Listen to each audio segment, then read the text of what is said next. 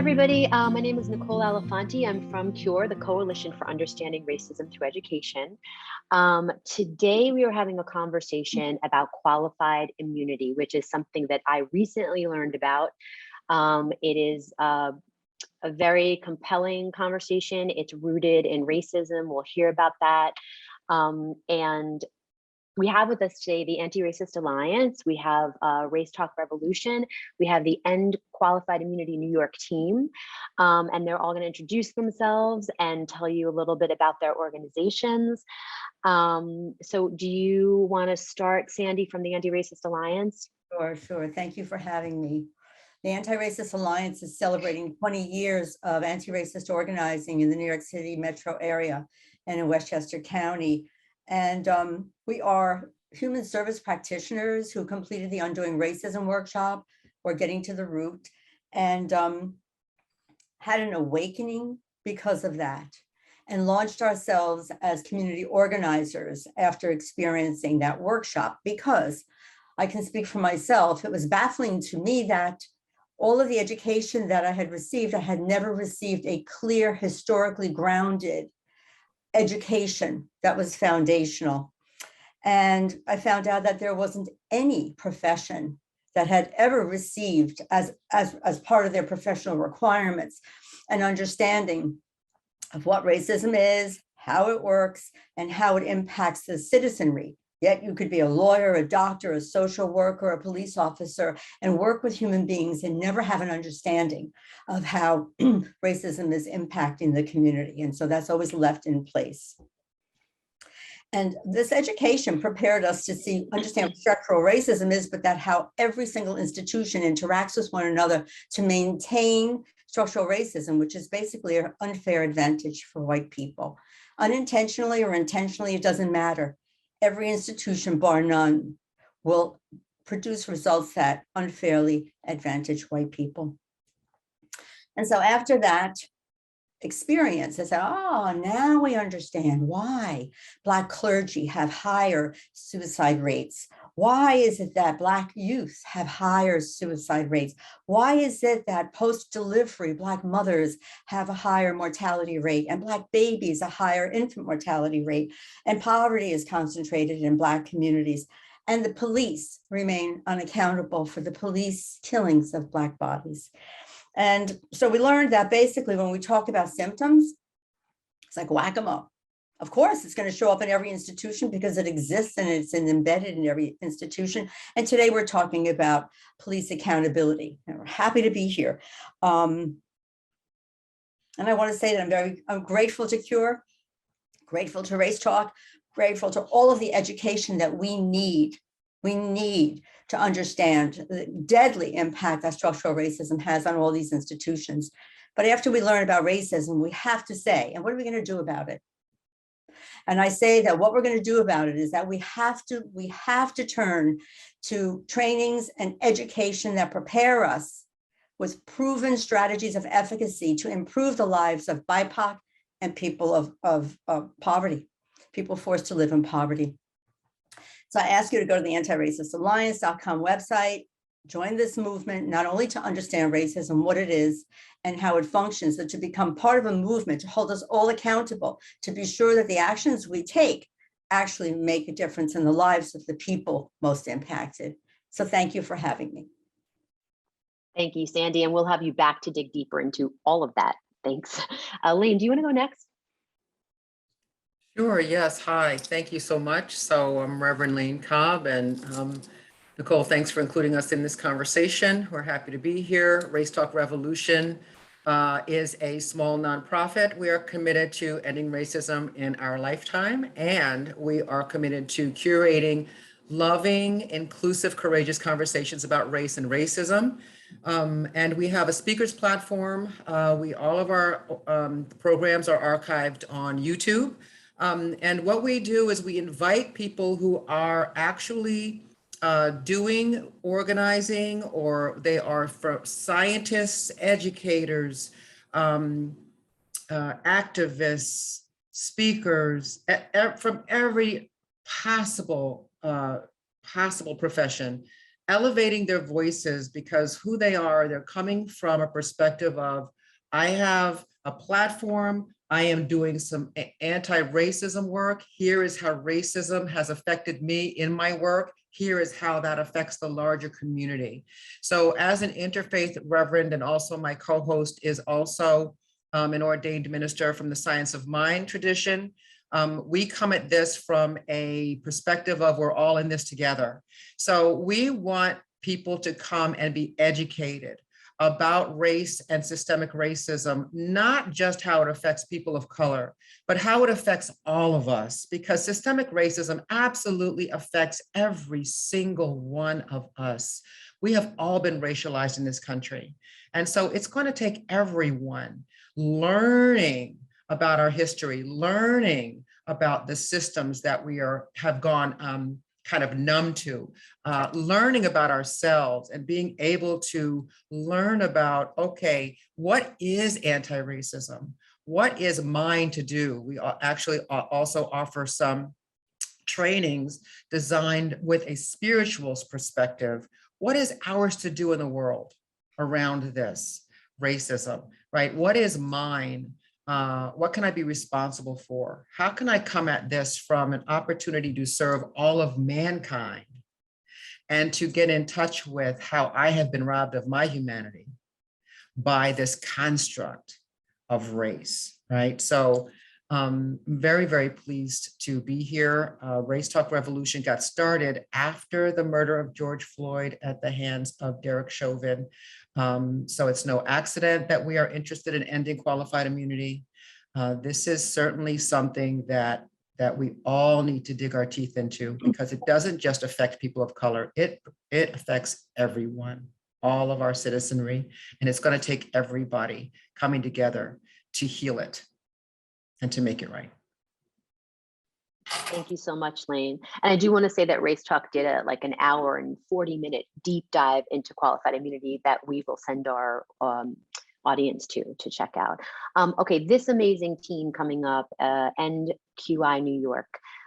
Please go around in whatever order. Katerina, if you'd like to jump in first, introduce yourselves and tell us a little bit about the organization, then we'll get into some questions.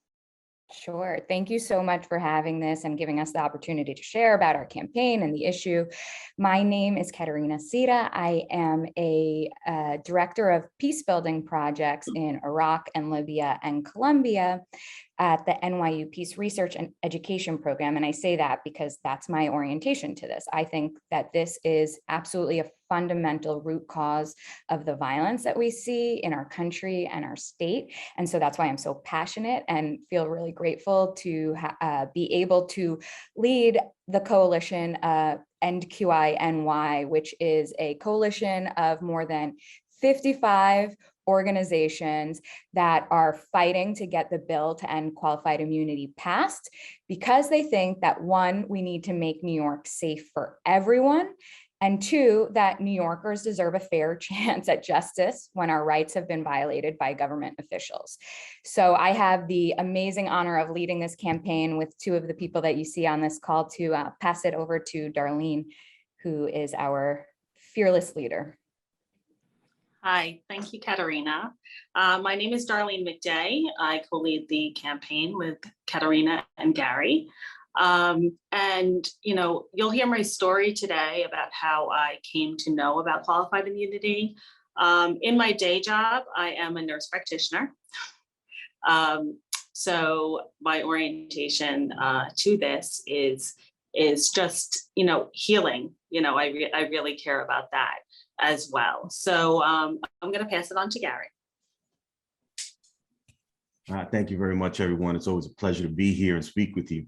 My name is Gary O'Valley. I am a local author, activist, and business entrepreneur here in Long Island and in the New York area. What brings me to the table is the legacy work of activism, right? For myself and my family, we've been serving the New York and Long Island communities for almost 60 years now. And it's always been about healing and creating opportunities of equity inside of our communities. And here is another opportunity, and more importantly, just such an impactful campaign that allows us to create just significant change in our communities that lead to healing and ultimately equity. And that's what this conversation is. And that's what brings us to the table. And I have the honor of being here and working with these amazing women, moving this conversation and creating the change that we so desperately need in our communities. Thank you so much, all of you. I'm honored to have you here. Let's just jump in. What is qualified immunity? I didn't know what it was 2 weeks ago, and I sort of do now. So please tell our audience. So qualified immunity is basically the biggest shield that we have from getting justice when our rights have been violated by a government official. So let's say my rights have been violated. I have the ability to sue in civil court a government official. And this is where they can bring up qualified immunity, a defense that the Supreme Court invented 50 years ago. So it's not a law, it's just a judicial principle.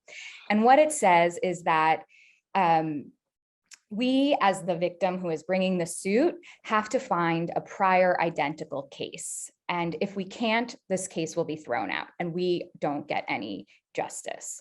So it's become an unjust burden on victims by requiring those who have suffered harm to find an identical case from the same jurisdiction, which is often impossible. And it's become a pass to violate our rights. So sometimes the courts will say, yes, we know that what has happened is illegal. Remember, this is in civil court. So we know that this action is illegal, but simply because there's no prior case where the same exact thing has happened before in the same jurisdiction, we have to throw the case out and you're not going to get any justice. Or even worse, it's creating this holding pattern because sometimes the courts are not even answering. Has a constitutional violation happened or not? And so the next time that that same thing happens again, we still don't have a case to point to in order to get any justice.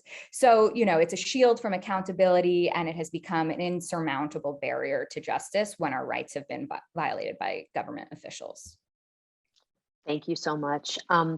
And so I always like to ground things in history because the famous line is like, that happened 100 years ago, that happened in the past, get over it type deal. How over and over again do we connect history to literally this moment? So where did this come from? How is it, you know, legislated, and how is it affecting us right now? So like Gary said, you know, there's this long struggle of activism and fighting for the civil rights of all Americans and particularly Black Americans. But shortly after Black Americans were emancipated from slavery, they continued to face abuses and rights violations at the hands of the government. And many of those government officials at that time were KKK members. And so in response to that, they were facing, you know, barriers to the right to vote, barriers to be able to run for office. And so Congress passed the Civil Rights Act of 1871, which is also known as the KKK Act. And that act gave all Americans the right to sue a government official if they were violating our rights. So that's where this basis for, you know, to bring a civil suit against government officials first came up. But now fast forward to 1967, and the Freedom Riders, who many of us know, you know, the story about, had the audacity to sue police officers who had violated their rights through the course of their activism for civil rights. And so that is when the Supreme Court invented this doctrine of qualified immunity. And it was really, so many understand it to be a backlash to the civil rights movement. It's fascinating. And just quickly, the Freedom Riders were clergy, both Black and white, fighting segregation. And they basically had their rights infringed upon and tried to bring a case against it. Okay. So can we go into Darlene's story?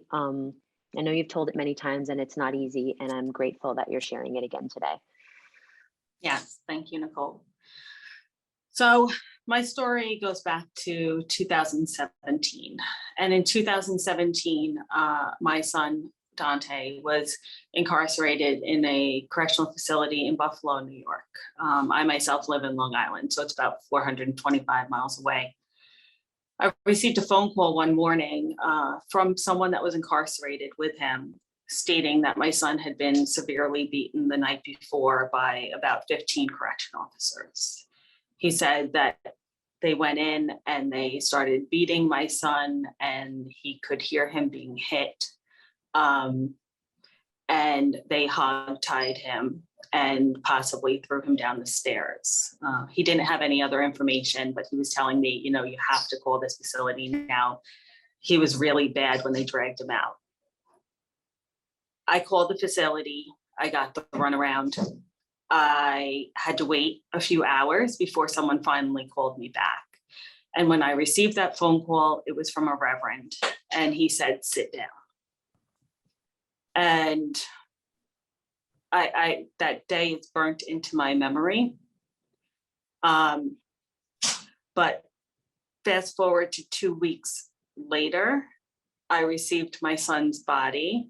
It was in the funeral home where I first saw him for the first time.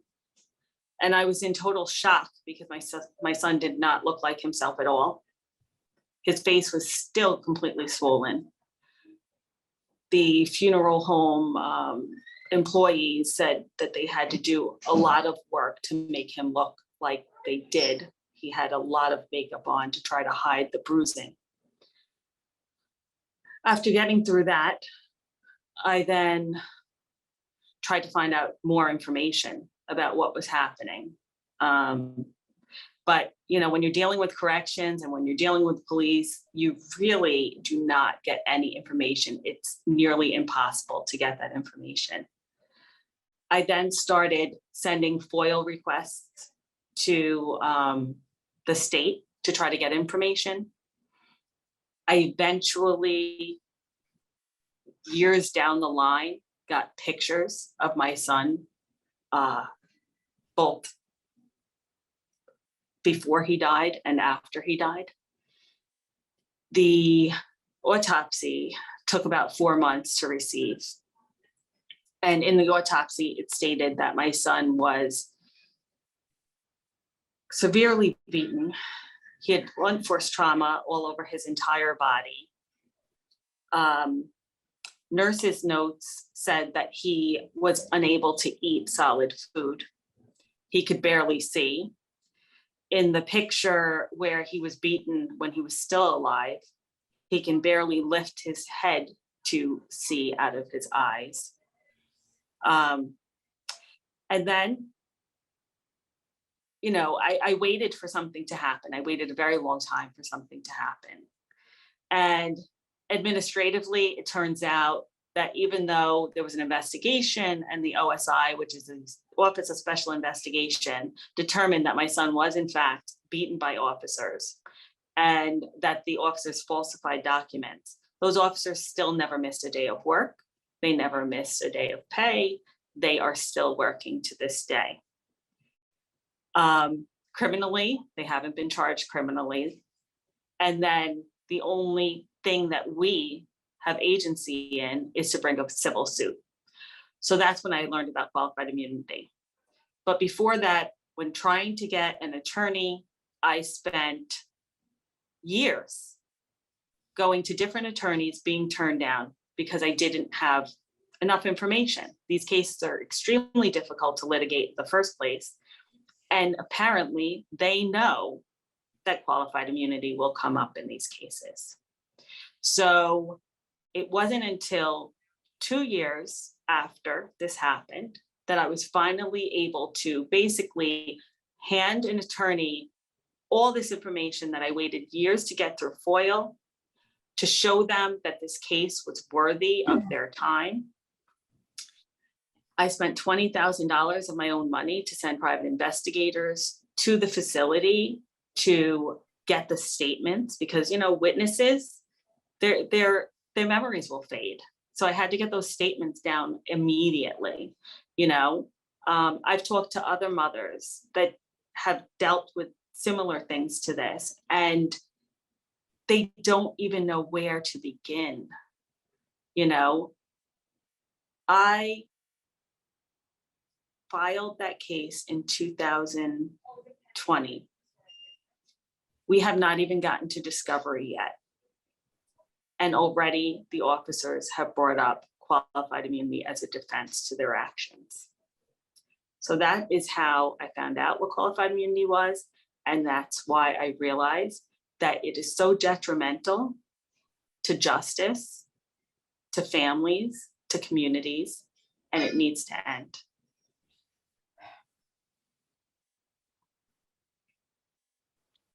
I mean, saying thank you for sharing that is like not even enough, but Thank you. I'm shaking a little bit. All right, so thank you, Darlene. You have a story as well, Sandy. It's not your story, but it's something you've been working closely with right here in Westchester. So could you Yes. share that as well? Oh, listen, Darlene, I'm shaking inside hearing your story. I just want you to know this has nothing to do with this, but it does. Social workers and allies against solitary confinement are trying to pass an anti-torture law, which would have required social workers and that nurse to report right there and then, a written report about what had happened, so that you wouldn't have to be searching and searching and searching. Okay, the story about Kenneth Chamberlain.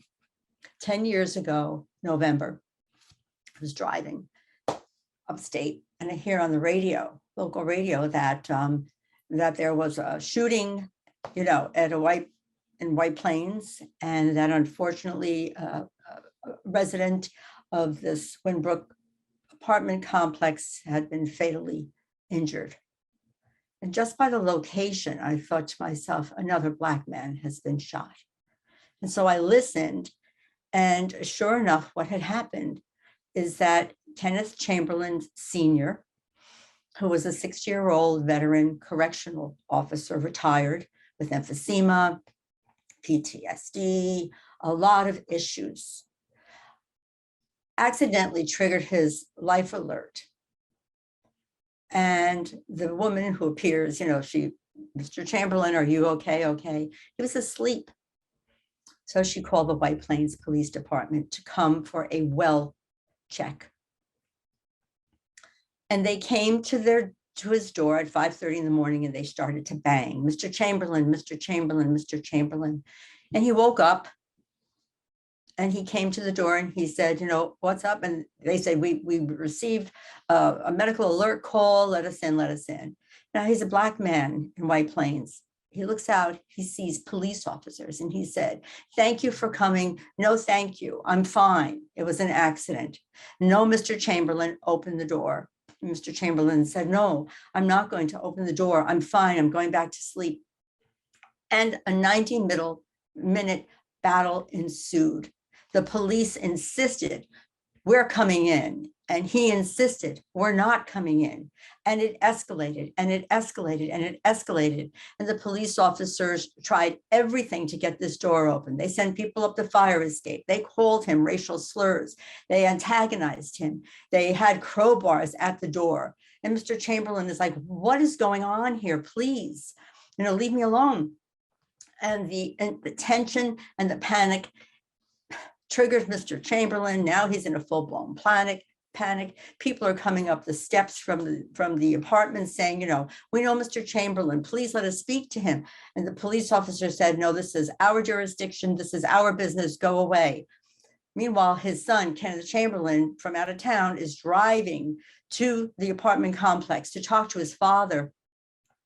But before that could happen, the police officers in riot gear at the door opened up the door, crowbar, started to taser him. And Anthony Carelli, the police officer, fired the executing shot and killed Mr. Kenneth Chamberlain Sr. And there he was standing with his boxer shorts on, his oxygen tank, and just prior had said to the medical alert woman, this is Kenneth Chamberlain Sr. The White Plains police is at my door. They're coming to kill me. This is my last will and testimony. And they did. And I'm listening on the radio. Of course, none of that was known. I'm listening, and Kenneth Chamberlain Jr. is being interviewed outside at the hospital, White Plains Hospital. And he said, listen, I have nothing against the police. I just want to know what has happened to my father. I want to know what happened to my father. And this 10-year battle ensued. Now, how do we know what happened? We know what happened because the medical alert person never turned off the audio, and all of it was recorded, all 90 minutes. But because of qualified immunity, none of that could be heard in court. Kenneth Chamberlain morphed into an organizer like par excellence. You cannot believe. He started to mobilize the churches, the community. Many people who look like me also heard all of this. White people are like, what? What? If we had heard about these things and the details that we were hearing, we were like mobilized to support this case in Westchester, because he certainly isn't the first case that this has happened. So they started the Westchester Coalition for Police Reform. At first it was called the Westchester Coalition for Police Accountability, and then they changed it to Reform. And Kenneth Chamberlain put together a team, a legal team, a publishing team, a social media team, friends.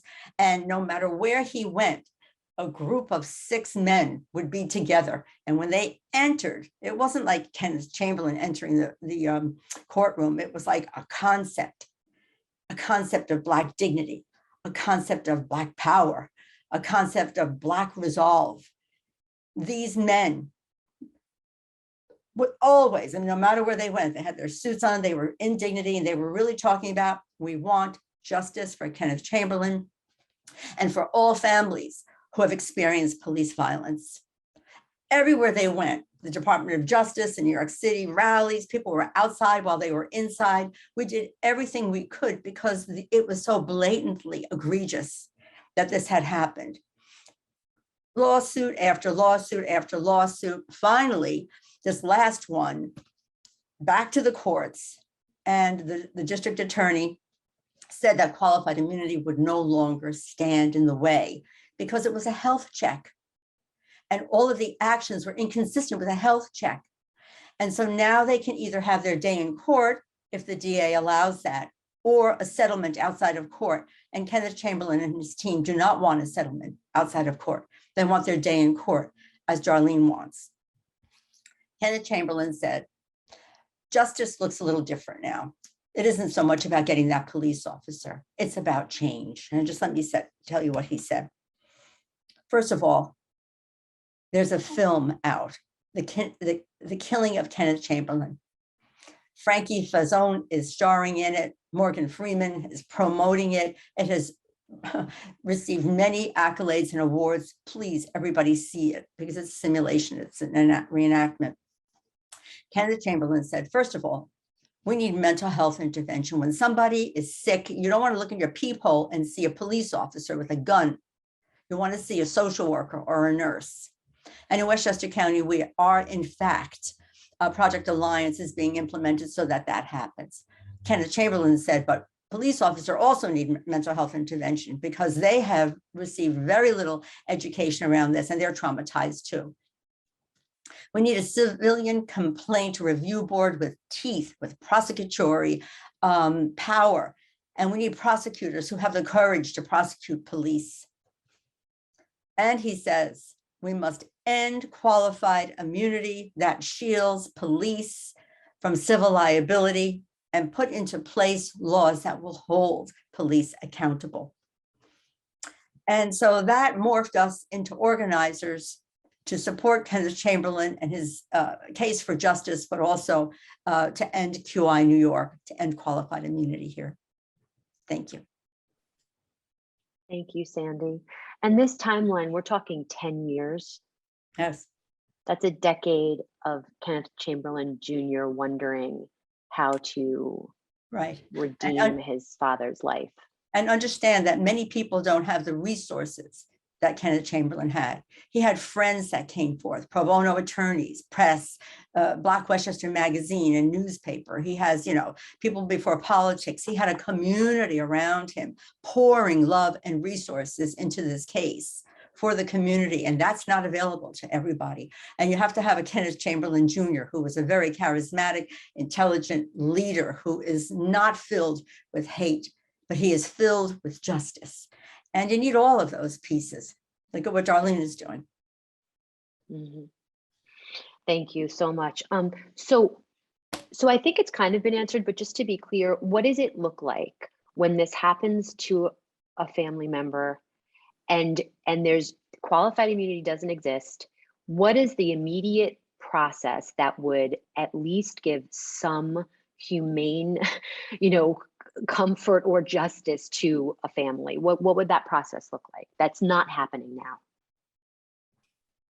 Really simply, it would just mean that the legal process would work as it's meant to, right? A case would move forward, not just be thrown out because you can't find an identical case because there's this invented shield from accountability. So, you know, first and foremost, it would mean that a case would be heard on the facts and the merits, right? Darlene was just saying that qualified immunity came up before discovery even. So before a family even knows what happened to their loved one, right? Just like the unique or rare, resources that Kenneth Chamberlain Jr. has. Darlene is like that too, right? And sorry to be talking about you like this, but not everyone has the resources to send private investigators. Not everyone has the resolve, because it's not just about resources and support. It's mental anguish, and you have to wake up and decide every day, I'm going to file another FOIL request, which is not an easy thing to do. So, so if qualified immunity was ended, right? Families and victims would have a fair chance at justice, would have their day in court, would be able to get an attorney more easily, because those attorneys wouldn't say it's not in our interest to take this case because it's going to be dragged out for 10 years and we might not be able to overcome this qualified immunity thing, right? 10 years. And, that phrase, justice delayed is justice denied, really, really, really is not just an idea. I mean, that is something that is concrete that we're seeing in the Chamberlain case, that we see in Darlene and Dante's case. So it's really, really important. And then the other thing that I would say is that, there's, Sandy, you just listed a whole bunch of things that Kenneth Chamberlain Jr. would love to see happen. We need to address the accountability mechanism, because if we keep passing laws that regulate behavior about how does a police officer or even a social worker, engage in a mental health check at someone's door, what recourse for justice do we have if and when our rights get violated, even if we have established new laws regulating those behaviors? So it's really important that we do say what is right and what is within the bounds of the law, but that we also end qualified immunity so that we say you have to act within the bounds of the law. We're not just creating law, but you have to actually follow it. And if you don't, there are consequences, right? Just like for us, there are consequences if and when we don't act within the bounds of the law. Mm-hmm. Yep. And so, Gary, I heard you speak on one of these panels about that, like, history of not having the precedent and not having the case. I mean, that's fascinating to me. That was so brilliantly constructed that if there's no precedent for this case, there's no going forward on it because we haven't seen it before. Can you just talk a little bit about, like, help people understand what that means and how does that affect all of our civil rights? Yeah, thank you, Nicole. I appreciate that. And that is at the crux of this conversation, right? When qualified immunity was first established, it was a matter of, hey, was there a civil rights violation here? And then secondly, can we identify something that existed like this in the past? And then over the course of time, it was perverted so that the second issue, hey, can we find an issue like this in the past? And if not, we're not even going to address the fact that there was, or if there was, a civil rights violation. And because they present it and interpret it in that fashion, what happens is we're never able to quite document these instances when they happen. So the idea is, if there's something on the record already, we can identify it and then we could move forward saying, aha, it's already happened. But because we're not even allowed to recognize it in its first place, we can never go back to it again when it happens again. And therefore it creates this cycle of offenses being created, but never documented, never recorded, and never able to be used again when it happens again, right? Because many of these instances, it's inevitable that eventually a law enforcement officer or a corrections officer intervenes and they trample on the civil rights of someone. It's not always done intentionally, but it happens. And in those moments, we have to document the instance. We have to document when those happen. And qualified immunity prevents the simple documentation of these instances when they happen. And what we want to recognize is we're looking for a pathway for justice for the families and victims of state violence, police violence, corrections violence. We're recognizing that on the law enforcement side, we just want it documented so that they then internally can deal with their officers how they should and how they will. And that's a matter of administration. And if criminal offenses are there, then so be it, let them be heard. But for us, we're just looking for the pathway for civil right and civil justice. And that's the space in which this entire qualified immunity just perverts the ability for that to happen, because we're not even able to document those instances when they happen. And this is why we want to remove this thing so that cases can be heard on their face, on their merit, and then let the judge and or the jury decide how this should proceed, if it should proceed, but let the case be heard. Yeah. Not being heard, I mean, that's madness, right? That you go through something so traumatic and then you can't even be validated. Right. So I want to make sure that we get the bigger questions in here, and please jump in if I'm not asking them. There have been, I mean, let me just see. What are some of the myths, right? People are going to jump up and say, police officers have really hard jobs. They're there to protect our lives. They can't make split-second decisions if they don't have something that protects them. So what are the myths about that? And what, if you do know, like, what are some of the things that protect police anyway? I mean, if you take away qualified immunity, you don't leave them out in the Wild West. They still have a lot of protection. So can you speak to that? Yeah, so first and foremost, I want to say, this is not an anti-police bill, right? And I know this conversation has centered a lot around police, but this is a much, much bigger issue. This is about our constitutional rights, writ large, right? This is a protection that all government officials have. But we do hear in the national conversation, this really centered around police. And so some of the biggest backlash does come from law enforcement, but we feel pretty certain that once we work through the facts and actually discuss what is in the bill that we are fighting to get passed, S1991, right? All of those myths and all of those concerns just completely dissipate. So one, you'll hear, if you end qualified immunity, police officers are going to end up bankrupt, their families are going to end up on the street, they'll lose their home. False. This bill specifically indemnifies police officers. Indemnification means the public entity pays. There are a few reasons why the bill was written that way. One, to make sure that victims do actually get compensated when they win. But two, because we think that there is a systemic issue. And so there has to be systemic solutions. We can't only hold one officer accountable, in these silos, disconnected silos.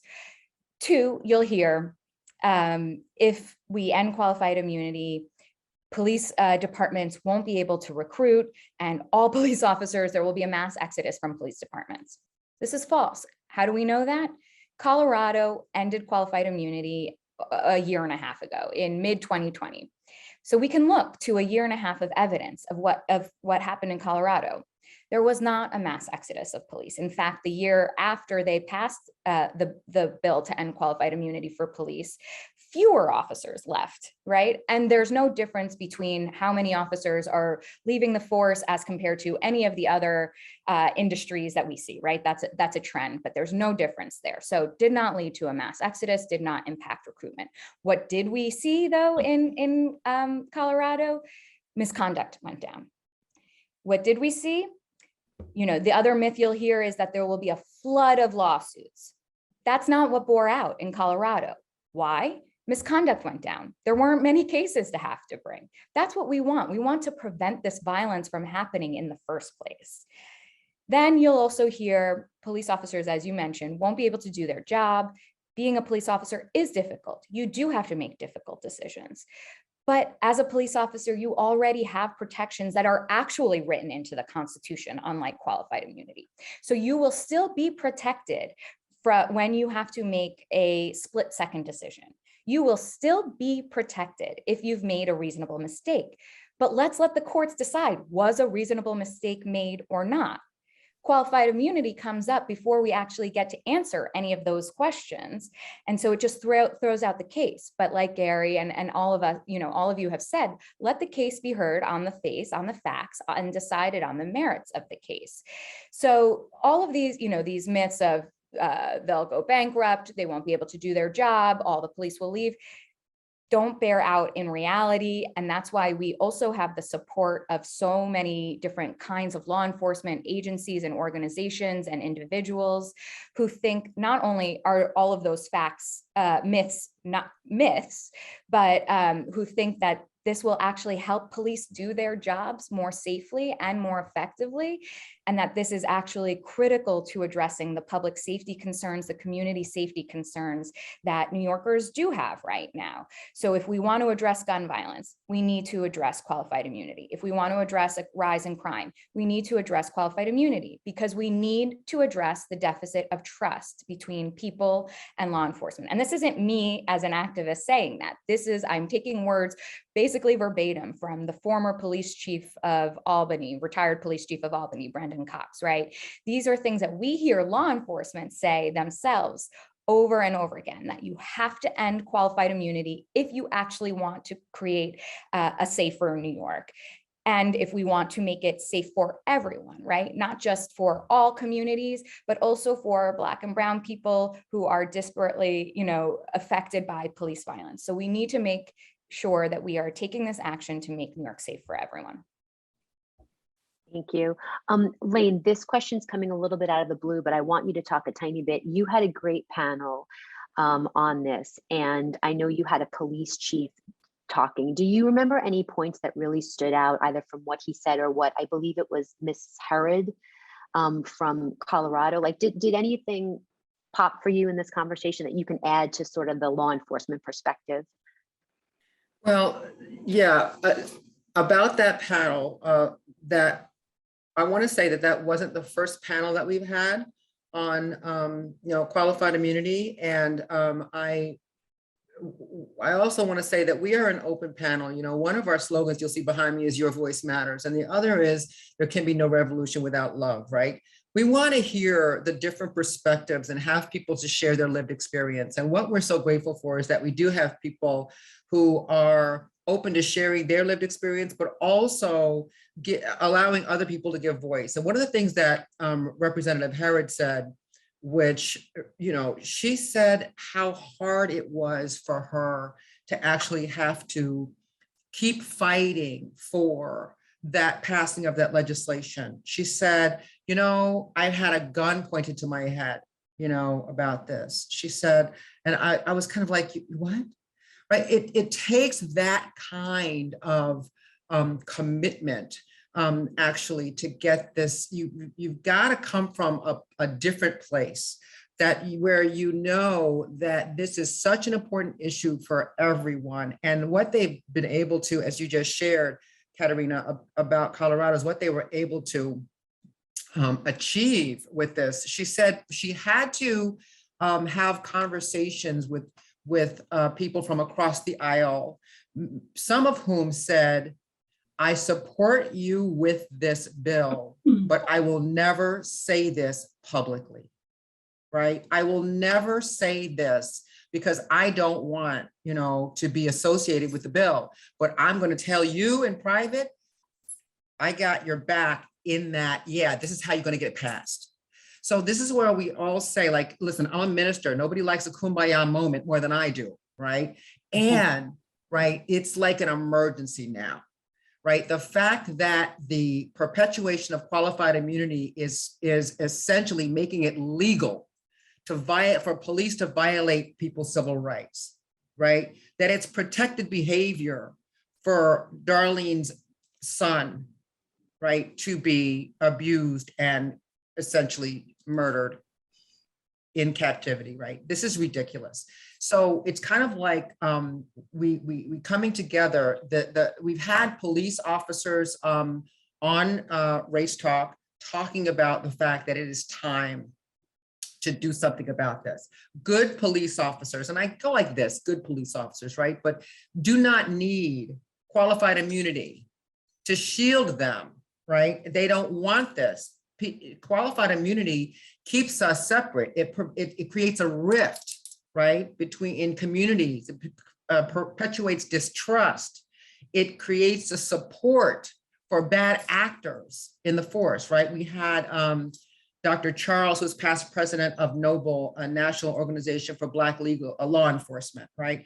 And they do a lot of training about how do we as police officers of color, how do we stay engaged in the community and keep our lines of communication open, right? How do we not get caught up in this? Because really, it seems like it should be an issue that solidifies all of this, because it's a human rights issue, right? A human rights issues are everybody's issue. I think I don't remember who said. I don't remember, but somebody said something, but what I was put in mind is of Dr. King talking about injustice anywhere is just injustice everywhere. Like, just because you don't see this as an issue that affects your son or your daughter or your relatives, know that it does, right? And so that's what we're hearing with these panels, right? With Kenneth Chamberlain and with his lawyer, Mayo Bartlett, coming on and talking about the work that they're doing. They're not just doing this for Black and brown people, they're doing this for everyone, because this is how we're going to make our communities safe. This is how we're going to elevate all of us to this level of human decency, because that's what we're really talking about here. And I don't know if that answered your question, and that might be a long-winded way of answering your question, and I'm sorry about that. But you can tell I'm a little bit passionate about this. It's a human decency issue. Yeah.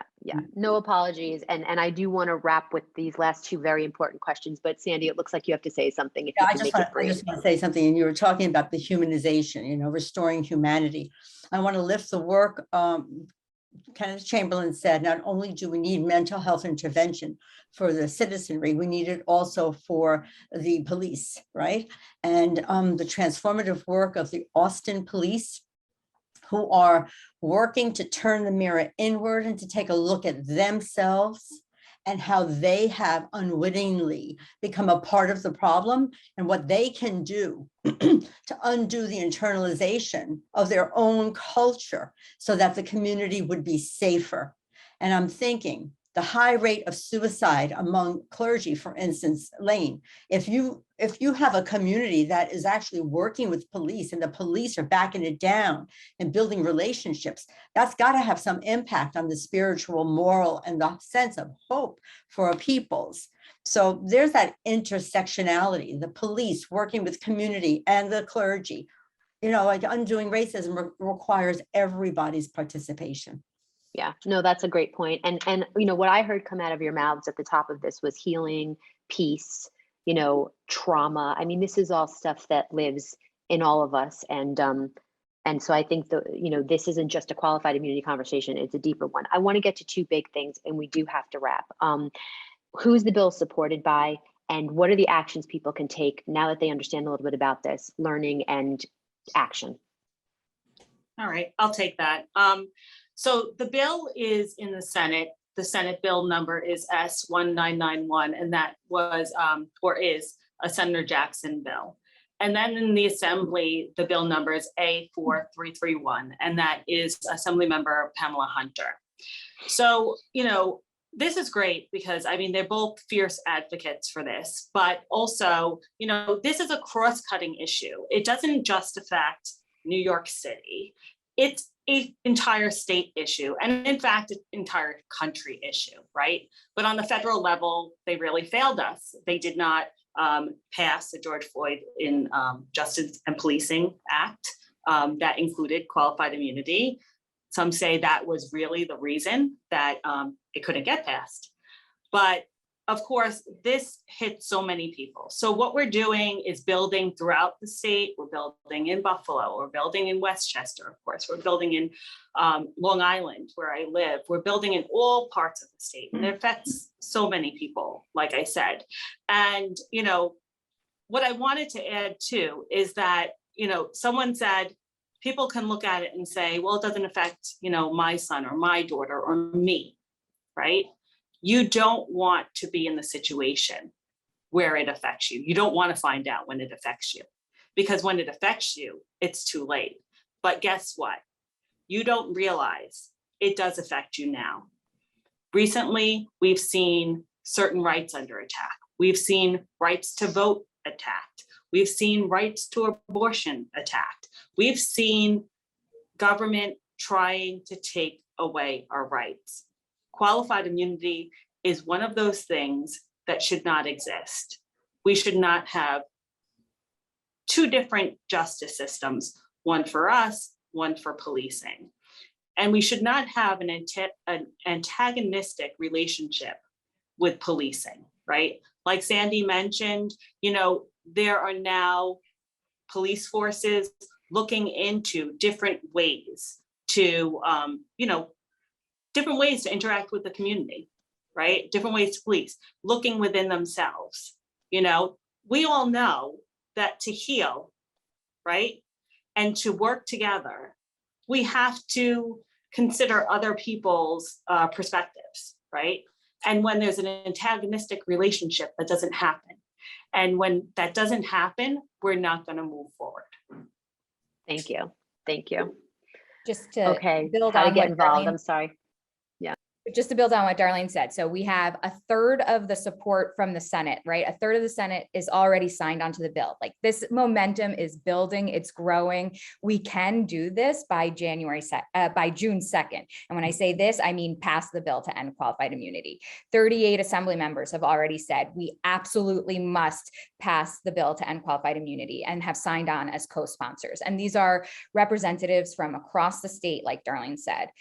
The number of organizations that are joining is incredible. We have 55 organizations from all across New York State, as well as some amazing national organizations like the National Police Accountability Project, Everytown for Gun Safety, Moms Demand Action, Innocence Project, and all of them have gone, quote, all in on New York, right? On the national level, New York is priority number one because they think that we can get this done by June 2nd, and because they think that we have the best bill to end qualified immunity in the nation. So we definitely need everyone's help. I am so thrilled that we get to organize with the people on this call in Westchester. We need everyone to get on our website, endqiny.org. Go to the Take Action page. We make it really easy for you to take action. We know that this might feel like a difficult concept, right? None of us knew what we were talking about when we started this conversation, I'll be honest. Here we are, right, leading the fight. And so all of us can do something. And it's as easy as clicking a button, and that will send a letter to both of your representatives urging them to sign on. Westchester is critical to this fight. And I say that for many reasons, but because of who your representatives are, where they sit within the leadership in committees and in the houses, we need everyone in Westchester to not only, you know, reach out by texting go space ENDQINY, go ENDQINY to 50409 to send a letter to your representatives. We need you to show up on March 18th to our virtual day of action, and we'll make sure that you get the link to be able to register. We're doing that with the Anti-Racist Alliance, with the Alternatives to Incarceration Coalition, the Westpac, Westchester Coalition for Police Reform. And then we need you to come for a really fun day on April 9th. At the Public Fountain in White Plains on the corner of Mamaroneck and Main Street, to get some free ice cream from Ben & Jerry's, to learn about qualified immunity. We're going to have an amazing few hours, but sign up, follow us on Twitter, ENDQINY, to stay up to date and to get all of the information that you need, as well as go visit our website. We have call scripts. We make it easy for you to take action. Thank you so much. We are going to get all these resources out to Cure's audience, and we'll get them on social. I want to thank Sandy, Elaine, Katerina, Darlene, Gary. Keep doing the work that you're doing, and LMC for producing today. We really appreciate you deeply. Thank you so much. The road less traveled is the only road I've known.